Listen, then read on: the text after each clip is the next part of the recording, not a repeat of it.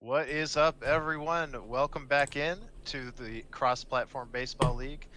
This is time for our Week 4 weekly roundup. My name is Weaver for Prez, and I'm joined here by Dwayne, one of the co-commissioners of the league. What's up, Dwayne?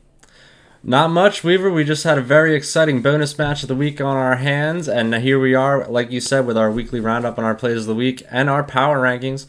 Just feeling good, ready to get this going, ready to see what the people have to react to and what they've got to say. Yeah, these are going to be our Week 4 power rankings. Any matches that were played today or tonight, like the ones we just casted, are not factored into this list, so keep that in mind as we go through them. And without any further ado, let's get started with our AAA rankings. All right, and down here at the bottom, there isn't a lot of change. In fact, none at all.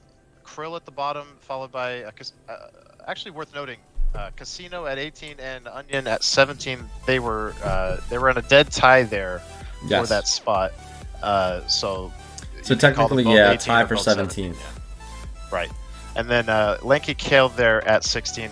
No movement here in the bottom 4.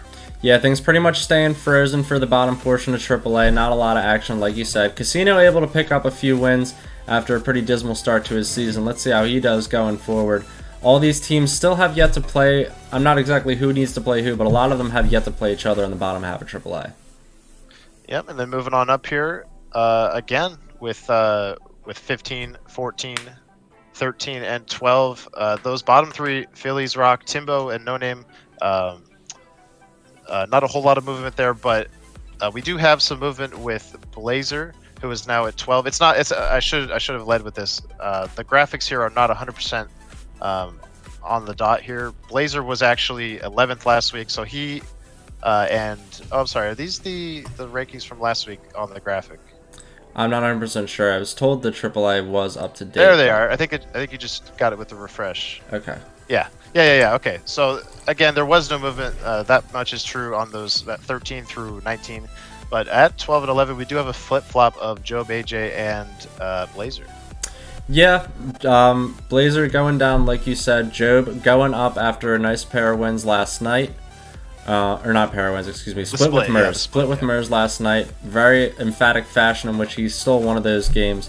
But he does a great job of pulling that win out and making his standing a little bit more strong. He's picked a couple games off the top, so that's in his favor. Blazer, if he can play a few more games and sort of make his name in this season, he could go one way or the other. All right, and then moving up here, I believe you told me earlier that Cougar at 10 was a unanimous call on the voting. Yes. And then followed by 3 other non-movers here at 7, 8, 9, and 10 in Mondu, Wishbone, and Rainy at 7. Yeah, Mondu also, I forgot to mention, another unanimous spot. So 9 and 10 staying exactly the same. Cougar at that number 10 and 500 line. All 10s looking kind of fitting. But yeah, we've got Rainy at 7, Wishbone at 8, Mondu at 9, and Cougar at 10. All these teams solid in the playoff hunt. All these teams could win a playoff series. So going forward, look to see how their remaining games affect their movement. This week, not so much. Yeah, not a lot of movement so far on this list, but moving into the top echelon of AAA, this is where we start to get some pieces moving around. Phil stays at 6. Mers subtracts a spot. Corruptions leapfrogs him, and then Pizza Volcano falls out of that number 2 spot. Yeah, today's results not coming into effect. A very impressive split today by Pizza Volcano against Jam Paladin. But this week, moving down from number 2 to number 3, Mers moving down a spot, and Corruptions and the Prowlers hanging out, moving up to number 4. They've been scoring a lot of runs lately. Yeah, impressive 18-4 records there from both Corruptions and Pizza Volcano. And that's going to take us to our top 2 with the mighty B. Hagen getting all the way up there at 19-3 and Jam Paladin staying on at first. Again, the rankings were decided on before he took his first loss today, although the loss is reflected there on the win-loss column.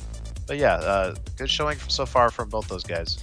Yeah, absolutely. B. Hagen has been quiet but steady, moving up the standings and the rankings in this season. And yeah, look for him going forward to absolutely keep swinging the bat. At 19-3, he's a force to be reckoned with. 2 of his losses only come to Mers. The other one I forget against 2, but 3 losses this deep into the season, you gotta wonder this team is a force to be reckoned with. And yeah, like you said, Jam Paladin losing his first game today, but what's that matter when you can produce runs the way that guy has? Yeah. Unanimous number 1, still hanging out up there, and going forward in these coming weeks, let's see if he's able to hold it. All right, and those are your power rankings for AAA after 4 weeks of play. We're going to move on now to the XBL rankings, and not a lot of surprises. Well, actually a couple here at the bottom, and this is the graphic where I should say the teams and their logos are listed in the correct order. Refresh, see if it changes anything. It does. Yes, it did actually. Okay, there we go. That's helpful. All right, so Hummus still at 18 with no movement. Boops moving down a spot, trading with Doso, and then Finite moving down as well. Yeah, Doso's able to pick up a couple pretty big wins this week against some guys at the bottom half of the table, making him seem like he's a force to be reckoned with, keeping games close. J-Boops unfortunately dropping a spot after a pretty impressive week as far as run scoring goes. Look for him to keep his bat hot going forward in the next week. So 17 right now, could change going forward. And Finite dropping down from 14th to 15th. A little bit of a weaker showing this week. I believe got swept by me. I'm not sure if he played any other sets, but either way, his bats need to wake up a little bit. A lot of the teams down here in the bottom 4 not doing a lot of hitting. Yeah, I was a bit surprised myself to learn beforehand that Boops had actually moved down a spot, but I would look for a team like the Colts to be moving up here in the next couple weeks based on what they were showing. Speaking of moving up, we're going to move on here to 14 through 11. It's Cardiac moving up, Alex staying put. Again, the sweep tonight not factoring into the ranking. BK gets a 3-spot subtraction, unfortunately, for the Base Invaders, and then yourself, Dwayne, moving on up a 1 spot. Yeah, pretty quiet week from Alec, I believe, on the series front, so hangs out right there at the 13th spot at 10 and 14. Cardiac gained a little bit of traction. He's been doing his solo shot thing, pitching some strong ball games, moving up from 15th to 14th. BK with the unfortunate drop 3 spots. His offensive production just really hasn't been there as of late, but at 500 at the time of the rankings, he's still kind of hanging in playoff position. The sweep tonight goes against him a little bit, but he's got a lot of important games on his plate going forward. He should be able to win. Myself moving up 1 point, I'll give you the takeaway on that. I believe, did you just play the 1 set there with Finite? I played Finite and I lost to Lazy, so pretty... Right, yeah. 1 spot or no spots, either way. Sure, yeah. And the pitching's still as strong as ever for the Pine Sox. Definitely a factor there in the 11th ranking. And with that, we'll move on up the list. Ted Danson staying put at 10 after the sweep over Chris last night. The Fuegos and Pseudo move down a spot along with Chris. And the biggest gain on this list, the Junkyard Jabronis, all the way up to 7 with that impressive split versus Astronaut's Coupon. Yeah, the impressive split versus Astronaut's Coupon and the split against Lazy on his record this week. Mantis moving up a whole 4 spots. The Junkyard Jabronis are forced to be reckoned with thus far this XBL season. Let's see if his strong pitching and his mentality are able to hold through for this season. He's been gritty, grinding out runs when he needs to, and it's been really impressive. And only Chris and the Fuegos really dropping due to the Jabronis' rise. Otherwise, they're both holding pretty strong at 8 and 9. And Ted, a unanimous, or maybe not unanimous number 10, but sticking at number 10 at 11 and 13. A good showing last night versus Chris keeps him in this playoff hunt.